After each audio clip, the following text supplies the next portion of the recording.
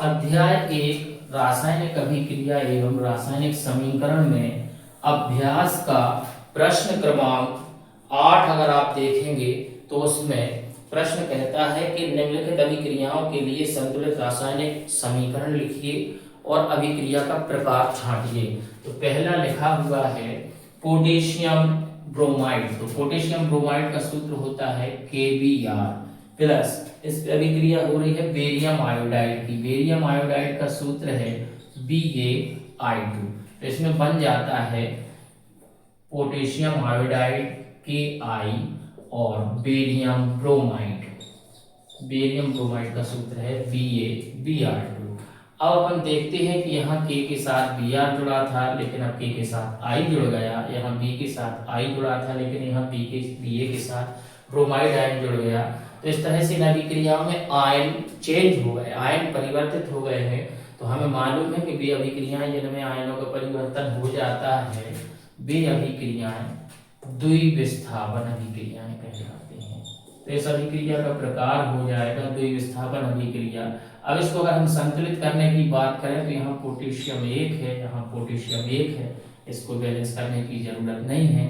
Br 1 है लेकिन यहाँ Br 2 है, तो इसके आगे हम 2 का गुणा कर देंगे तो ब्रोमीन 2 हो जाएंगे। और जब ब्रोमीन 2 हो जाएंगे तो पोटेशियम भी 2 हो गए। तो यहाँ पोटेशियम को बैलेंस करने के लिए इस तरफ भी हम 2 का गुणा कर देंगे। अब आयोडीन 2 है तो आयोडीन भी यहाँ 2 है, बेरियम 1 है, Ba 1 है, यहाँ Ba 1 है। तो ये संतुलित हो गया और अभिक्रिया का प्रकार हो जाएगा द्विविस्थापन अभिक्रिया। दूसरा उदाहरण है जिंक कार्बोनेट। तो जिंक कार्बोनेट का सूत्र है ZnCO3। जिंक कार्बोनेट जो है सॉलिड अवस्था में है तो ब्रैकेट में हम S लिख देते हैं और ये टूटकर जिंक ऑक्साइड का सूत्र है ZnO और इसकी अवस्था भी लिखी हुई है सॉलिड, S मतलब सॉलिड और साथ में कार्बन डाइऑक्साइड गैस बन रही है और गैस का चिन्ह इस तरह से खड़े तीर के द्वारा दर्शाते हैं।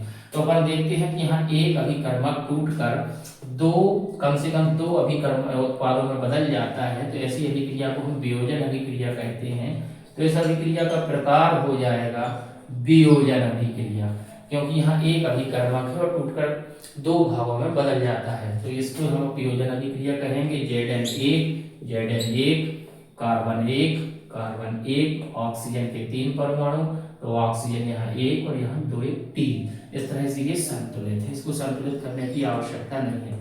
तीसरा उदाहरण है H2 plus Cl2। Hydrogen gas है प्लस क्लोरीन गैस है, दोनों आपस में मिलकर हाइड्रोक्लोरिक अम्ल या हाइड्रोजन क्लोराइड बना लेते हैं और उसकी अवस्था भी यहाँ गैसीय है, गैसियस है, यहाँ G है। अब इसको हम संतुलित करें, पहले तो हम ये देखें कि अभिकारक कितने हैं। अभिकारक 2 हैं। उत्पाद कितने हैं? उत्पाद 1 है।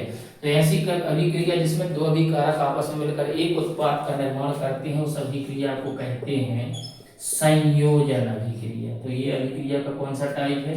संयोजन अभिक्रिया। वहाँ हाइड्रोजन के 2 परमाणु हैं, यहाँ हाइड्रोजन का 1 है, तो इसको हम बैलेंस करने के लिए 2 का गुणा कर देंगे तो हाइड्रोजन 2, क्लोरीन 2, क्लोरीन 2। इस तरह से ये समीकरण भी संतुलित हो जाता है।